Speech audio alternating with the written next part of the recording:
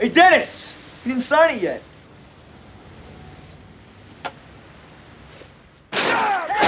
Dennis will take care of your training. Snake takes care of everything else. Hey everyone, Ken Cole here, and I have a special surprise for you today.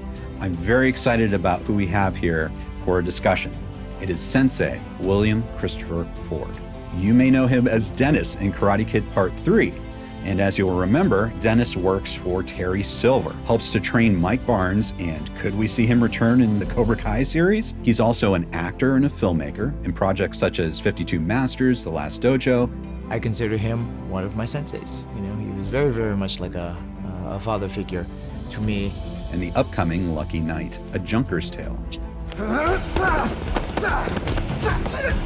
And of course, he's a martial arts expert who started studying at the age of 7, received his black belt at the age of 13, and teaches martial arts at the Kaizen Dojo in Torrance, California. Sensei William Christopher Ford, it is a pleasure to speak with you today. Thank you so much, Ken, and what a pleasure to be here with the tornado chaser himself. Yes. Oh, thank you very much for mentioning that. Yeah, some of you may know that I chase tornadoes and made a number of tornado documentaries, series. And so thank you for mentioning that. I appreciate that, William. Well, I think that that's definitely unique. And maybe we can teach you a tornado kick by the end of the week or something like that. Oh, I would love that. It might take me a little longer than a week, but I would put in the work. That's for sure. As a young William Christopher Ford, you at one point decided to audition for Karate Kid 3. I'm just curious to know, how did you hear about this? Because I think Sean Kanan went to this same type of audition. It was like this epic audition. What was your experience with that? Okay. To the best of my recollection, I was in bed and my buddy Rich Cancino, who I'm still friends with, who actually became one of my instructor at my school, he calls me up and says, we got to go down to Burbank because they're doing an audition for the Karate Kid 3. And I'm like, Karate Kid 3? They're making a 3? And he says, yeah, they're looking for the villain. And I said, okay. And I looked at the description and it's like, they're looking for sort of like a Caucasian kid to kind of play a white version of Mike Tyson to be. And I'm like, well, I'm not exactly that description, but why not? We go down. You know, I had been pursuing acting at the time, so I knew enough to have a picture and resume. I had an 8x10 photograph, and on the back was my credits, which wasn't very much, but you know, you can special skills, anything that, you know, maybe you did a play or something, it's on there, you know, training. We go down there, and there is in Burbank, and there's a line all the way around, and you know, your heart sinks. You see that, and it's like, so. He drops me off. I get in line. He parks. He gets back in line with me. He's there for support. There's all different types of people in line and all shapes and sizes. There's some females in line. Why not? You know, everybody ought to be given the same chance, right? And pretty soon the director, John Avildsen, comes out. He's with his cameraman, Clifford Coleman, who actually was the first AD on the movie. And he's going down the line with his camera. And it's basically like, thank you for coming, thank you. And people are just jumping on the line. So I'm seeing this. And then, you know, my heart sinks again. It's like, oh, okay. So they slow down, they stop at me. And my buddy is doing like, dude, they're coming over here. And I'm like, no. And dude, they're coming over here. They walk over to me. Hi, what's your name? And I'm like, I tell him my name. How old are you? I said, I'm 22 years old, sir. I was 22 at the time. He says, you look a little young. We are looking for somebody. You know, you look a little old. We're looking for somebody who looks like they might still be in high school or just out of high school. And I said, oh, okay. Do you mind if I give you my picture and resume, sir? And he said, sure. And he took it. And then he thanked me, and that was it. He moved on. And that was what I thought was that. A week later, I get a call from his casting director, a lovely woman by the name of Carol Jones. She casted all of John's movies when she was alive, I believe. She said, I have your picture and resume. We still haven't cast the part of Mike Barnes. Would you like to come down and read for it? So I went down to Hollywood, and I auditioned for the part of Mike Barnes. And thankfully, I don't believe it's on film because it was just an awful audition, you know. And I think I played him as a nice guy, and it was like, no, he's got to be intimidating. But I was really, really super green at the time. And Carol was just so nice. That was very nice. Thank you very much, Mr. Ford. And it was like, oh, she thought it was great. I know I got the part. And weeks go by, and then it's like, I guess I didn't get the part. And you're thinking about it going, yeah, maybe I didn't do such a good job. So again, well, that's that, and you fall into depression. The day before they're actually supposed to start filming, because I was following Variety and the trade papers, I get another call from Carol. And she says, we've cast Mike Barnes, but there's been some revisions to the script, and we need to have somebody who can do martial arts, who can act a little bit and kind of be a henchman. Can you come down? Yes. Go down to the studio. I meet with Pat Johnson. He played the referee in the first and the third movie. Chuck Norris, black belt, legitimate martial arts master. He was in Enter the Dragon, just a ton of stuff. He meets me. He says, well, you look fine to me, but it's not up to me. It's up to John. So we're going to wait for John to show up. We go into this empty studio. I see Ralph Macchio there. And it's really surreal. Comes up to me. Hi, I'm Ralph. Yes, I know. Very nice to meet you. How are you? Sensei Fumio Demura shows up. And for those of your viewers who don't know, he was the stunt double for Pat Morita, real life karate legend. I had met him years ago at his tournament. He had signed my books. He and I had sort of a friendship. He liked me because my mom is Japanese. That was one of the reasons why.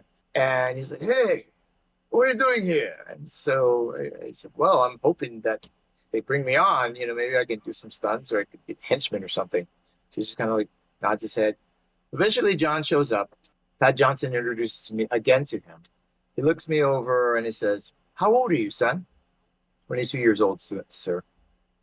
You look old enough. Hire him, sign him up. He's in. And it was like, I'm in? And then the last thing that I remember hearing was Sensei Demura saying to John, hey, John, this kid, he's okay. And John was like, good enough for Sensei, good enough for me. All right, we got work to do. Come on, that kind of thing. And, they whisked me off into a wardrobe, and I signed contracts.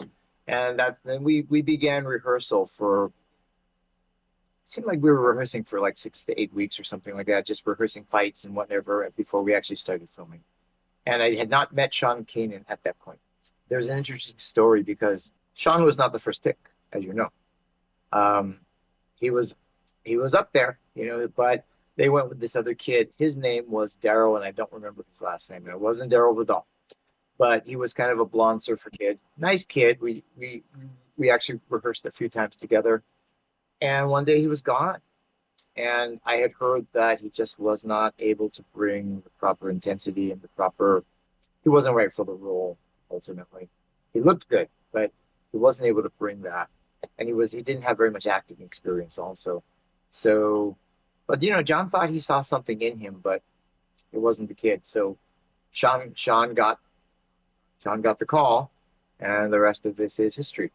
And then that's when I met Sean on set. We got along very well, and we've kept in touch ever since, and we're still good buddies to this day. And I think Karate Kid 3, especially for all fans of this franchise, there isn't that much information about the behind the scenes of Karate Kid 3. And so I'm curious, during this rehearsal time you talked about, where you rehearsed for, say, 6 weeks, what were you rehearsing, and what was that process like? For me, we were rehearsing the fights, and the main fight between Barnes and LaRusso at the end was being choreographed.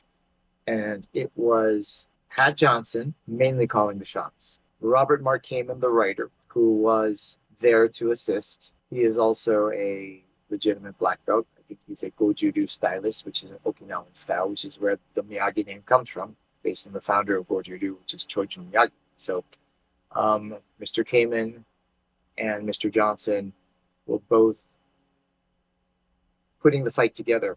And I was acting as, I would either be Daniel or I would be Barnes.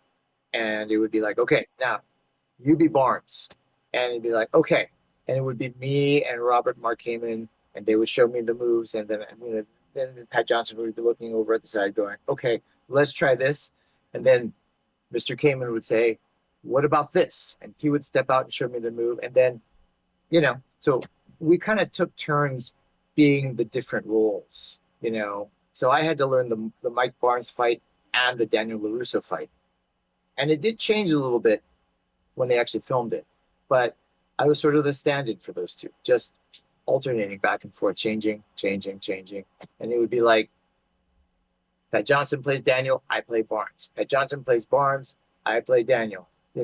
Robert Markimen comes in, he plays Barnes, I play Daniel, then we switch roles. And eventually they came up with a skeleton for the fight, which I believe they did film.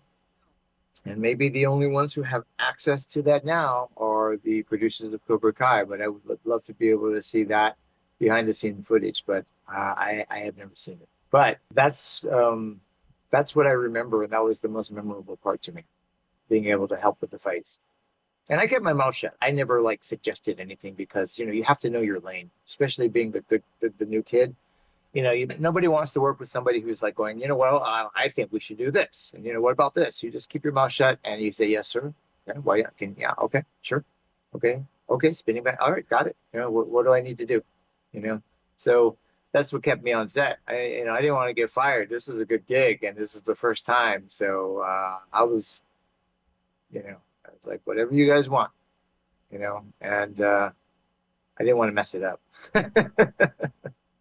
Was it during this time that you met Sean Kanan and Jonathan Avildsen, who played Snake? Was that during the rehearsal time? Okay. Yes. Jonathan and Sean actually got on really well. They seemed like they really, really had this interesting personal chemistry together. They had the same sense of humor. They were both kind of rascals, And Jonathan was he was kind of a bad boy. He was nice, always nice to me, but I think I had heard that he had been written into the movie to keep him busy so that people can keep an eye on him. So originally, interesting. Originally, he was supposed to be Mike Barnes, or he was being considered to be Mike Barnes. There's that audition footage that you've seen where he's auditioning for that role. Does a pretty good job, but at the end of the day, I think it wasn't quite what they were looking for, right? So as a result, Snake and Dennis, those two characters were kind of created to be Mike's backup. You know what I mean? That he needed a gang. And so we were the gang. We were like the new Cobra Kai. And right. But Jonathan was a bit of a hellraiser, and years later, I think Sean told me that he was in New York and he actually got together with him, and Jonathan said, hey, do you want to go out and do some tagging with me? And Sean's like, well, what do you mean? He goes, graffiti. And Sean's like, what? He says, yeah, I'm a tagger, and I'm an artist. Sean he didn't want any part of that. He said, no, I don't want any part of that. And that, I believe, according to Sean, was the last time that he had seen Jonathan Avildsen. Last time I saw Jonathan Avildsen was, I don't know, at the Karate Kid, the cast and crew screening, maybe. And again, I got along well with him, but never really got close to him. Right. And for everyone who didn't know, Jonathan Avildsen, the actor who plays Snake, he's actually the son of the director. That's right? correct. That's so, so when you say he was a troublemaker, was he kind of having fun with his dad being director? Was he pulling any pranks or anything like that on set? He wasn't so much a troublemaker on set, because I think he knew better that he'd be messing with millions and millions of dollars and just but before he signed on to the production, I'd heard he was a rascal, and part of the reason why he was working on, I think it was because John wanted to keep an eye on him and thought maybe, okay, let's put him in the movie and we'll keep him out of trouble. But you can see it. You look at Snake's character and the essence of him. There's a lot of truth in the gleam that he has in his eye. He's not necessarily acting. It's not a stretch for Jonathan. I'm not saying he's gonna like, throw somebody over, threaten somebody's life or something like that. Like he did with, Daniel and Jessica, but Hellraiser, Rascal. I saw glimpses of it, but, he never misbehaved to the point where it was like you got in trouble, but, you could just tell. That is so interesting because I think everyone who's seen the movie will agree, like Snake definitely is trouble. And there's a lot of authenticity there. He's disappeared. He's kind of MIA. I haven't seen him in years. Nobody knows where he is. Jonathan? I hear he's in LA somewhere now, and oh, wow. Nobody's been able to contact him. I would love to see him again. And the fans would love to see him back. As I come across him, I was like, wait here. I'm calling up my buddy Ken, and we're going to get you on the phone, and we're going to do an interview like right there. We're okay. Well, let's live stream this because we got Jonathan Avildsen on the phone right now. That would be absolutely amazing. I would totally love that. Dude, you would break the internet. Well, hopefully he'll appear. He'll return, and I would love that opportunity to speak with him, and his fans can connect with him hopefully again. He's got a lot of fans, that's for sure. Oh, for sure. And one of the scenes, and I wanted to ask you about this, is that scene, the bathtub scene, the famous bathtub scene, where your entrance. So you come in as Dennis. Yes. Okay. And Snake comes in too. Jonathan comes in as Snake. Snake, Dennis, Mike Barnes. Dennis will take care of your training. Snake takes care of everything else. You're looking to be a bad boy in L.A. Snake's the boy to be bad with. Right, Snake? You know it. And what's striking to me is like the two of you together, you're this unified force, but he definitely has this sort of outwardly evil gleam in his eye. Whereas your character, Dennis, is almost very like cool, very businesslike and imposing. And, you're just observing and you're standing there. And I was wondering, did you have any kind of idea of a background or for this character, or how he got wrapped up with Terry Silver, kind of his perspective on how he got into this world? We didn't have character names when we signed on to this thing. It was just Thug 1, Thug 2, or, that kind of thing. Basically they said, we need some names for you guys. What do you want to be called? And, I felt like I was on the spot. So I was thinking, Dennis, Dennis, like I was thinking Dennis the Menace, right? It was just the first thing that came to my mind. I didn't have time to change it. Okay, Dennis, yep, okay, And it wasn't like I had a moment to go, wait, let me change that. And then Jonathan was like, I'm gonna be Snake, Dude was thinking, man, Cobra Kai, right? It was like, okay, man, that dude, he should have been like a professional wrestler or something like that because, he knew how to play that game, like, okay, man, Snake. And it was perfect. But I was like the strong, silent enforcer, that was, I'm a quiet person by nature. I am an introvert who has learned how to become an extrovert through acting and through teaching. But left to my own devices, I would much rather be in the corner drinking my coffee, reading my comic book or whatever.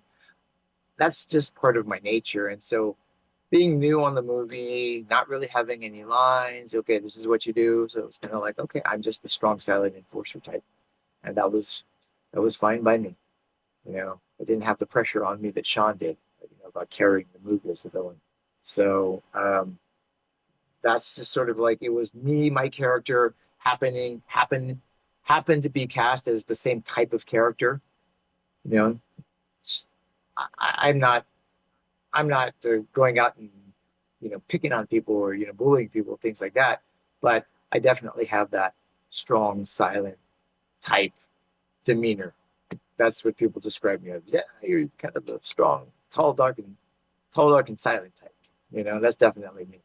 Right. Which is, perfect for the character of Dennis because, Terry Silver seems like he would appreciate as a character someone who can remain very sort of calm and controlled and do exactly what he says. Obviously, your character's working for Terry Silver, played by Thomas Ian Griffith. Fans, of this channel, people who follow this channel are fans of Karate Kid 3 and Terry Silver. And what was your experience working with Thomas Ian Griffith? He's very professional. He's always on time. He always knows his lines. He does his homework. He's a legitimate actor. He comes from a a background. You know, he came from the stage in New York, I believe. His wife is an entertainment professional also. You know, they write, they produce, and he is a legitimate Taekwondo black belt, I believe. I remember the first day I met him, you know, he'd come onto the set and he was like, "Hey, hi, you know, are you part of the cast?" You know, and we met and we got along fine. You know, I'm not friends with him. You know, I haven't really kept in touch with him, and you know, I don't know what he's like in real life, to be honest with you. You know, but it was he was always polite on set. I never saw him be rude to anybody. And again, I never got a chance to get close to most of these people. I got close to Sean after we finished. You know, I ran into him years later. I would keep running into him in various places. You know, yeah, Thomas was cool. I liked watching him work because I learned a lot. I was new. I didn't have very much experience, and I appreciated the fact that he was a real martial artist because when he throws kicks and punches, you can tell he's a real martial artist. You can't help it. I'm so I've been doing martial arts for 48 years, so I can tell when somebody's trained. You know, I can really, and right away you see him move and you're going, this dude's, you could just, you know, so I respected him in that regard. You know, the hot tub scene was interesting because Thomas didn't want to play it. This is to my recollection, you know, he might give a different account of this. And of course, his account would be the accurate one, but I'm based on my memory. He didn't want to play it as maniacal and psychotic and over the top as it showed up in the film. John wanted him to play it that way. And I remember him kind of not arguing with John, but questioning it. "John, are you sure?" Yeah, I want you to play it over the top, man. Just, you know, just eat up the scenery, be you know, an over the top villain, you know. And he wanted to find somewhere to ground it, you know, in some sort of reality, rather than be the mustache twirling villain. He was trying to find it as legitimate actors will do. You know, you're playing a villain, but the villains don't think of themselves as villains. You know, they just right. Do what they do. And he was trying to find that. He was trying to ground him. And John was like, no, just do it this way. And to his credit, he did. And here's the interesting thing, Ken. You know, Karate Kid 3, not the most favorite Karate Kid movie to most people. You know, the first one is my favorite. That's a classic. A lot of people have made fun of it for good reason. And you look at Terry Silver, the character, and it's like, that would be like Elon Musk coming out and going, you know what, I think I'm going to go open up a bunch of karate schools and I'm going to pick on this old man and this kid and, you know, bully them and do all this illegal stuff and expose myself legally and otherwise, right? And so this is so ridiculous. Why would this ever happen?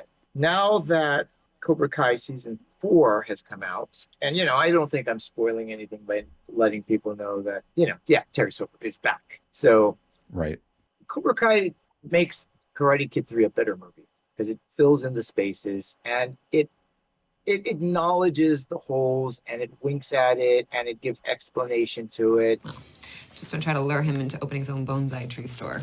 You know how that goes. No. It's kind of meta in that way, you know, and then people kind of go, okay, you're in on the joke, and we're in on the joke, so let's enjoy it. You know, it's very much like Clone Wars and Revenge of the Sith. The last season of Clone Wars, season 7, particularly the last 4 episodes, that whole arc with Anakin and Ahsoka Tano, which at some point is happening concurrently while the events of Revenge of the Sith are happening, make Revenge of the Sith a better movie because it gives you go, oh, that's what's going on. Oh, so I think Cobra Kai has done the same thing for the Karate Kid movies, particularly number 3. Does that make sense? Oh, that makes perfect sense. And I think fans like me were so heartened by the fact that in the Cobra Kai series, they embraced it. They embraced Karate Kid 3 and all the lore of Karate Kid 3. And the fact that there's so much about the Cobra Kai style or school that we learned from the movie Karate Kid 3. with Terry Silver and, his relationship with John Kreese and everything. So anyone who's a huge fan of Cobra Kai, the series, needs to see Karate Kid 3, just to understand everything. Now, of course, this is going to lead me to ask you a question. I don't know how much you can say, but is there a possibility that we could see the character of Dennis appear in the Cobra Kai series? Well, I always like to say anything can happen. And the best thing is let's keep our ear to the ground and let's wait and see.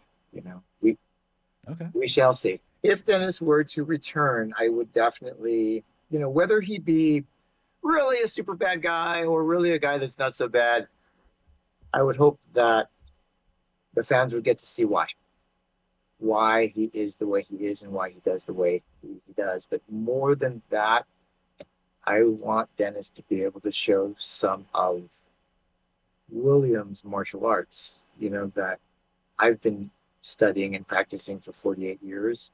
So that's kind of my opportunity to be like, hey guys, I can really kick. I can still do it. I can still do everything I can. That I can do a lot of things that I could do when I was 22. Not everything, but I've kept myself in shape.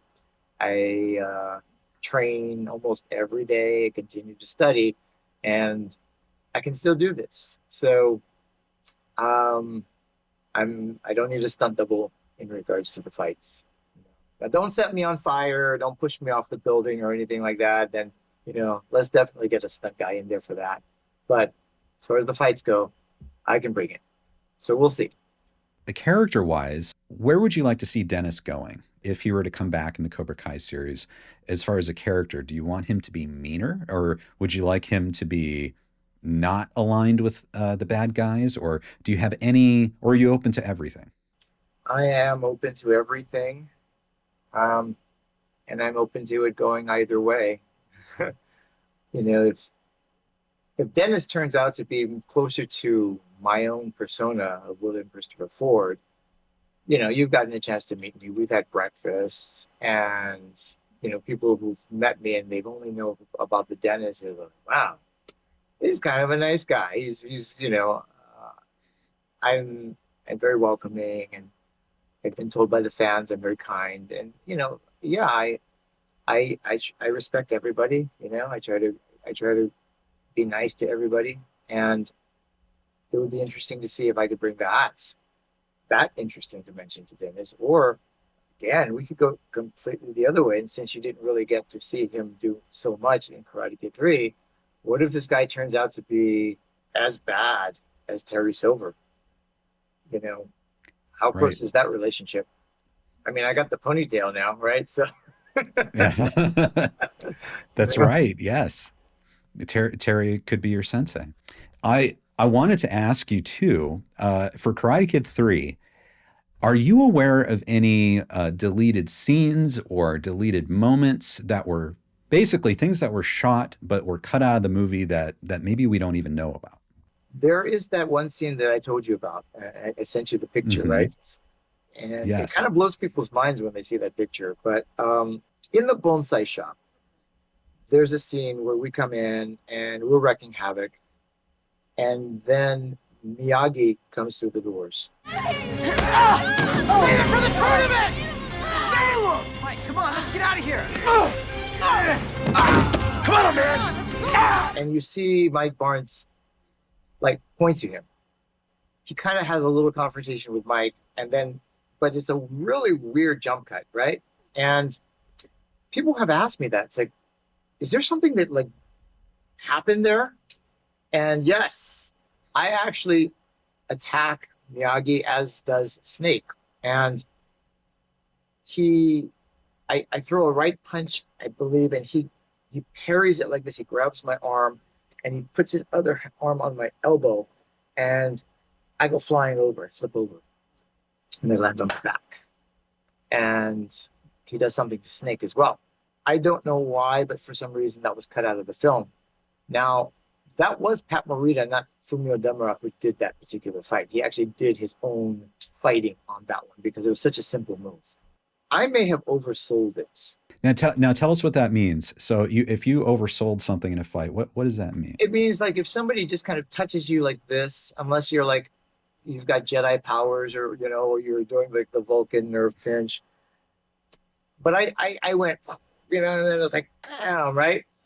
And this is my speculation, but it may have just been like, yeah, it wasn't believable. Like maybe if they had shot it with Fumio Demura from another angle, you would have seen the movement be more powerful, right? And then it would have made sense for me to oversell that.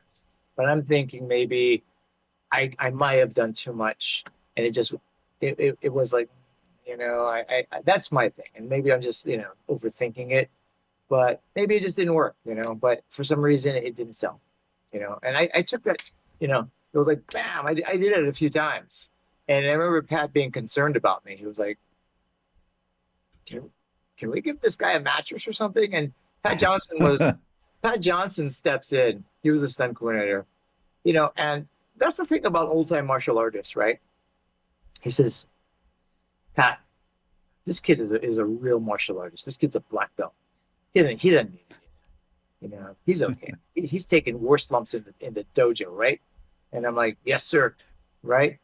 And that's that we just did the whole, we were like, back in the day, man, you just took it, right? And just it's not always the smartest thing as a stunt person, right? Because it's like, well, you got to be able to keep doing this. You can't just tough it out. So safety is really important.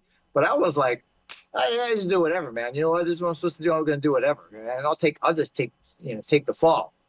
And it's like, of course, I'm not going to say I can't do it.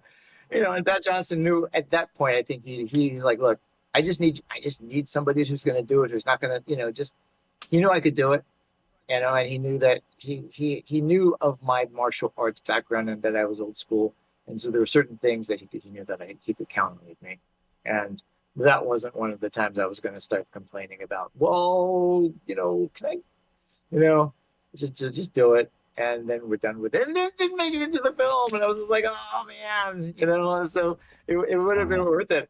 And again, it goes back to, I know that the producers, the big three, they have access to the archives, and I would love to see that original footage. So we'll see what happens, but that's my wish to the universe is let's see that. Oh, I think we'd all love to see that as well. And obviously you bring up Pat Morita. What were your memories working with Pat Morita? He was funny. Pat had his demons, which I did not know about at that time. It's kind of more widely known now. My friend Kevin Derrick did a documentary on him called More Than Miyagi, where a lot of people were interviewed, and some of his demons came to light. But when I was working with him on set, he always treated me nicely. I do have a funny story. Pat, he had a hard life. He was interned in the internment camp. He had something that almost crippled him. So he was an amazing man in so many ways. And of course, he would have a dark side to him. Oftentimes comedians do. He started off as a stand-up comedian, right? And so much of the comedy comes from that deep pain, that they have to endure. I brought my mom to the set one time. My mom's from Japan. Japanese is her first language. Pat was not fluent in Japanese, but he knew enough broken Japanese to kind of be able to communicate with my mom.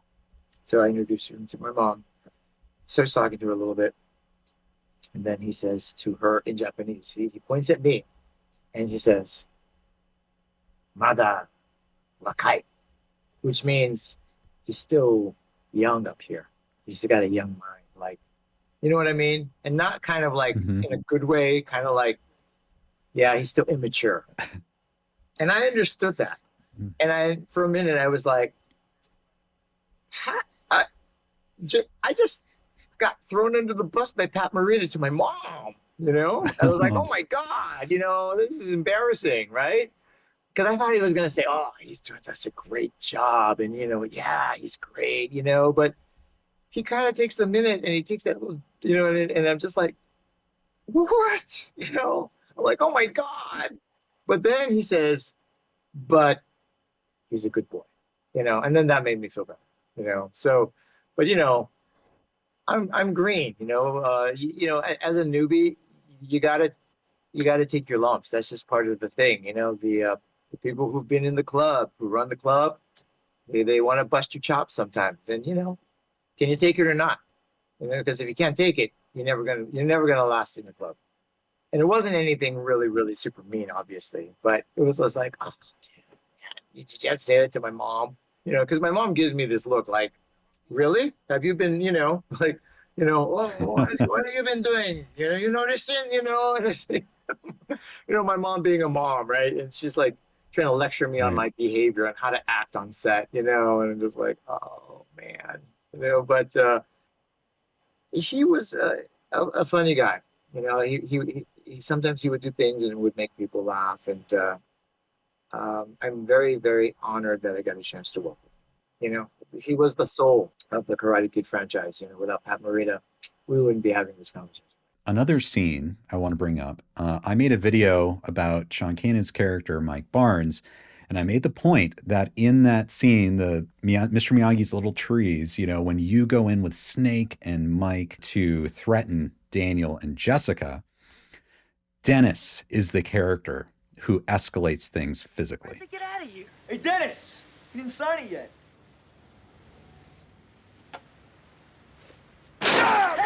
Dennis is the one who basically gives the signal to everyone else to get physical and get violent. And you have that scene with Ralph Macchio right there, where you actually have a physical altercation with Daniel LaRusso. Be there, right? Look, you wasted your time, so just take off, right? You take off! Dennis, put it out! Put his head out! I was wondering if you could talk about your experience working with Ralph Macchio, and that scene is a big showcase for Dennis. That scene was kind of like what I was hired to do, right? I was hired to be one of the thugs. So we're rehearsing the scene in the bonsai shop, and the action is mapped out. And Ralph turns to John Avildsen, the director, and says, "John, can you give him a line? Give Dennis a line, because I need something to play off of." I was already in the union, by being hired on the show. It wasn't like I was not in the union. I was. But he gives me a line. And so John says, okay, then, after Ralph says, why don't you guys take off, you push him and say, you take off. And okay. And I did it. And that was the origin of that line, you take off. And I push him back. And then he makes short work of me and throws me to the screens.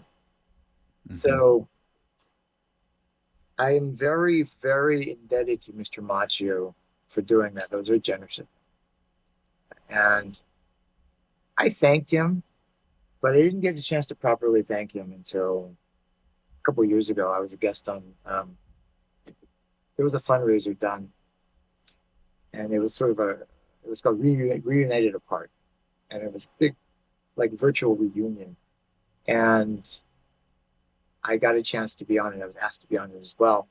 And I got to talk. And that's when I told this story, and I was able to publicly, properly thank Mr. Ralph Macchio. Just let him know how much I still appreciate him for what he did for me. And I could tell that he was moved by that. Because when I said that, they cut to him and just kind of like, oh, and I was just happy that I was able to do it properly. That's my story. He's always going to have a very special place in my heart for just helping out the new guy, who had no lines, but he gave me a line and made my character just a little bit more. That's great. Well, William, we've had such a great conversation talking about so many different things, and you have so many projects, so many things coming up. What is the best way for people to follow you? Social media, do you have preferred social media that you use? Well, my preferred social media is Instagram. I'm on Facebook, but I'm trying to, I like Instagram much better because I like looking at pretty pictures and things like that. And I like the setup better. It's just more appealing to me. But you can find me at either real William Christopher Ford or just William Christopher Ford. I use two different accounts, but both of them are me.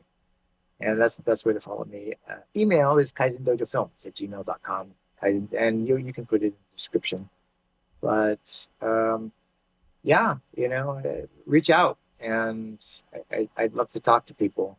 And I always appreciate when they reach out and they actually remember the character of Dennis, So hashtag Dennis lives. And I appreciate it. It's kind of a surprise to me because I was like, after all these years, when people first started reaching out to me when Cobra Kai season 1 came out, right?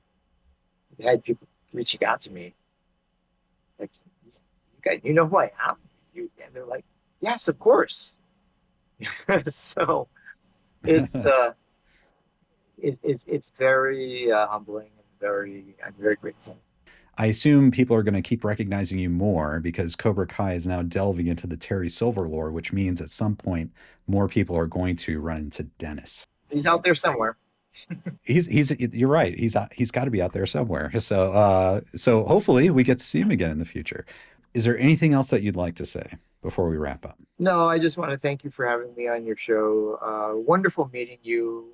We had a wonderful breakfast with Peter, who has done a great amount for the Karate Kid universe, the Cobra Kai universe, and I got a chance to finally meet him in person and and that was a really wonderful surprise. And as a result of that breakfast meeting, here we are. So thank you, and a big thank you to all your viewers and to everybody who supports. I really appreciate it.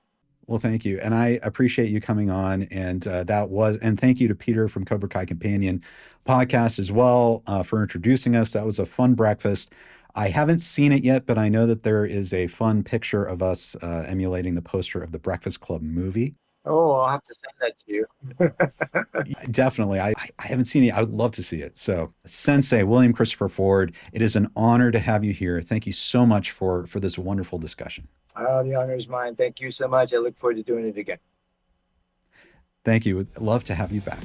Thank you for joining us today. Go ahead and hit subscribe and like, and I look forward to seeing you next time.